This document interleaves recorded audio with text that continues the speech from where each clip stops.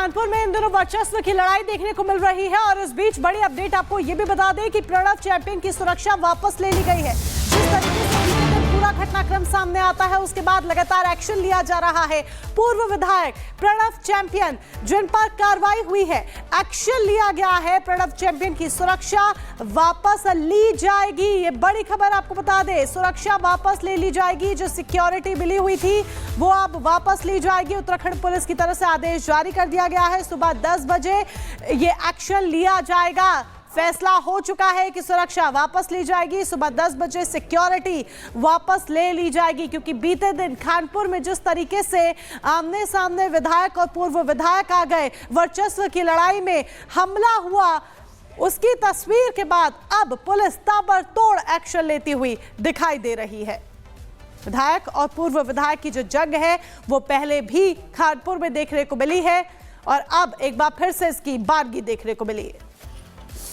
और इसी बीच एक और बड़ी खबर सामने आ रही है। प्रणब उमेश मामले से जुड़ी बड़ी खबर, दोनों के खिलाफ मामला दर्ज किया गया है। प्रणब पर बीएनएस की धारा 307 के तहत केस दर्ज हुआ है, जबकि उमेश के खिलाफ धारा 352 के तहत केस दर्ज हुआ है और दोनों के 5 समर्थक भी हिरासत में लिए गए हैं। तो प्रणब उमेश मामले से जुड़ी इस वक्त की ये बड़ी खबर, दोनों के खिलाफ मामला दर्ज हुआ है। प्रणब पर बीएनएस की धारा 307 के तहत केस दर्ज किया गया है। तो जिस तरीके से वर्चस्व की ये लड़ाई कल देखने को मिली है कानपुर में, इसे लेकर हर कोई हैरान है, क्योंकि खुलेआम यहाँ पर कानून की धज्जियां उड़ाई गई और इसके बाद ये बड़ा फैसला लिया गया है। पहले सुरक्षा वापस लेने का फैसला लिया गया, यानी कि सरकार की तरफ से ये कहा गया है कि प्रणब की सुरक्षा वापस ली जाएगी। तो दूसरी तरफ आपको बता दें कि प्रणब उमेश मामले में कार्रवाई भी हुई है, यानी कि दोनों के खिलाफ मामला भी दर्ज किया गया है। प्रणब पर बीएनएस की धारा 307 के तहत, जबकि उमेश के खिलाफ धारा 352 के तहत केस दर्ज हुआ है।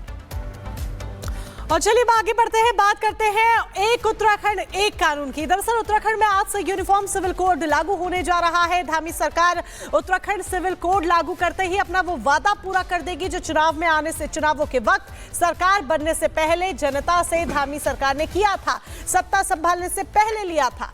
ऐसे में यूसीसी लागू होने के बाद क्या कुछ नए परिवर्तन होने वाले हैं, क्या कुछ बदलाव होने वाला है और इसे लेकर सियासतदान से लेकर प्रदेश की जनता तक क्या कह रही है, दिखाएंगे पुनीता। बिल्कुल मोनिका, और यूसीसी लागू होने के बाद किस तरीके से बदलाव हो जाएगा, क्या क्या देखने को मिलने वाला है कानून में, यानी कि जब यूसीसी लागू हो जाएगा, रिपोर्ट के जरिए आपको दिखाते हैं।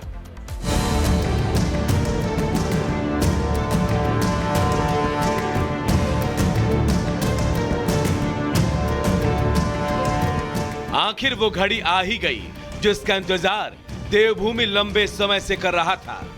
बीजेपी ने यूनिफॉर्म सिविल कोड का जो संकल्प लिया था वो अब पूरा होने वाला है। जी हां, देश में समान नागरिक संहिता लागू करने वाला उत्तराखंड पहला राज्य बनने जा रहा है और इसकी सभी तैयारियां भी पूरी कर ली गई है। देवभूमि उत्तराखंड के इतिहास में महज कुछ घंटों में नया कीर्तिमान गढ़ने वाला है।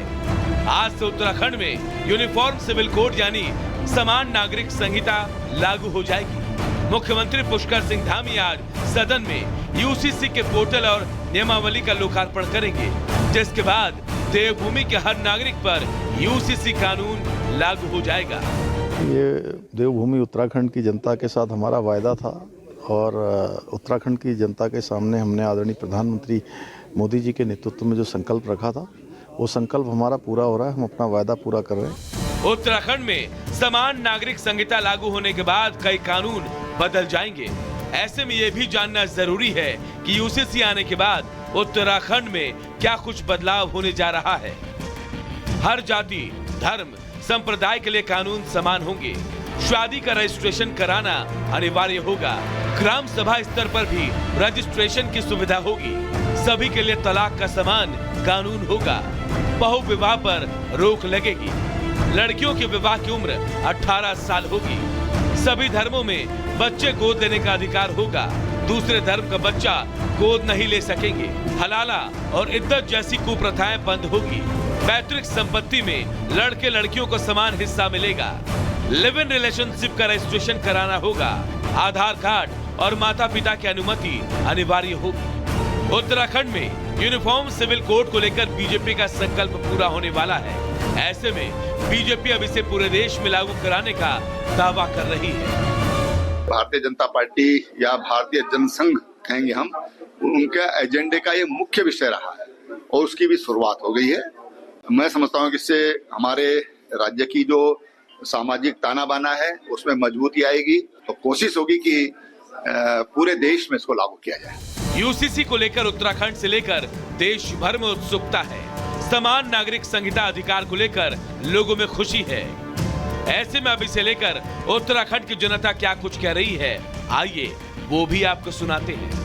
भाई साहब, यूसीसी तो ये उत्तराखंड के पूरे देश में लागू होना चाहिए। ये तो बहुत जरूरी है हिंदुस्तान के लिए, देश रक्षा के लिए। देखिए, प्रदेश मुख्यमंत्री का सराहनीय कदम है और देवभूमि उत्तराखंड है। यहाँ पर यूसीसी सबसे पहले लागू होता है तो मुझे लगता है कि मानबिंदुओं की सुरक्षा भी होगी। बदलाव तो ये यूसीसी जो लागू होने जा रहा है ये बहुत अच्छा है एक तरीके से, क्योंकि समानता का अधिकार तो सभी को मिलना चाहिए। उत्तराखंड में यूनिफॉर्म सिविल कोड लागू होने जा रहा है। समान नागरिक संहिता के जरिए सभी नागरिकों के लिए समान अधिकार सुनिश्चित होंगे और सभी के लिए कानूनों में एक रूपता आने से जाति, धर्म और लिंग के आधार पर होने वाला भेदभाव भी खत्म हो सकेगा।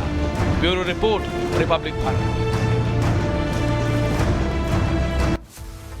तो उत्तराखंड में यूसीसी आने वाला है, यानी कि सभी जाति धर्म के लिए एक समान कानून। लेकिन उससे पहले आपको ये बता देते हैं कि आज जो इतना बड़ा दिन उत्तराखंड में आ रहा है उससे पहले हुआ क्या क्या, यानी कि यूसीसी में कब क्या हुआ है। 27 मई 2022 की बात करें तो रंजना प्रकाश रिसाई की अध्यक्षता में कमेटी का गठन किया गया। 4 जुलाई 2022 यानी कि यूसीसी का मसौदा तैयार करने के लिए पहली बैठक होती है 4 जुलाई 2022 को। 2 फरवरी 2024 की बात करें तो विशेष कमेटी ने यूसीसी का फाइनल ड्राफ्ट सौंपा और इसके बाद इस पर चर्चा भी हुई। 3 फरवरी 2024 की बात करें तो कैबिनेट की बैठक में यूसीसी ड्राफ्ट पर मुहर भी लगी और इसके बाद यानी कि 6 फरवरी 2024 की बात करें तो विधानसभा में यूसीसी विधेयक 2024 पेश किया गया। 7 फरवरी 2024 यूसीसी विधेयक 2024 विधानसभा में पारित हुआ और 10 फरवरी 2024 की बात करें तो rules making and implementation committee का गठन हुआ और 11 मार्च 2024 यूसीसी विधेयक को राष्ट्रपति ने मंजूरी दे दी और इसके बाद 12 मार्च 2024 की बात करें तो यूसीसी लागू करने का नोटिफिकेशन भी जारी कर दिया गया और 18 अक्टूबर 2024 की बात करें तो कमेटी ने यूसीसी नियमावली का ड्राफ्ट सौंपा और 20 जनवरी 2025 यानी कि यूसीसी नियमावली पर धामी कैबिनेट की मुहर भी लग गई। 27 जनवरी यानी कि आज का दिन 27 जनवरी 2025 उत्तराखंड में समान नागरिक संहिता लागू आज होने जा रहा है और इसे लेकर देखिए, क्योंकि ये कहा जा रहा है कि इस कानून के लागू होने के बाद जो भेदभाव या फिर जो असमानता देखने को मिलती है कानून को लेकर वो आज से खत्म हो जाएगी।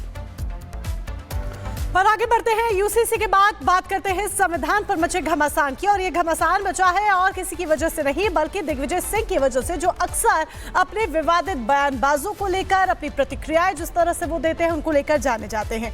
दिग्विजय सिंह ने अब संविधान को लेकर एक नया बयान दे दिया। उन्होंने कहा है कि ये संविधान जवाहरलाल नेहरू वाला संविधान है, जिसको लेकर अब भारतीय जनता पार्टी न सिर्फ दिग्विजय सिंह बल्कि कांग्रेस पर भी पूरी तरीके से हमलावर है।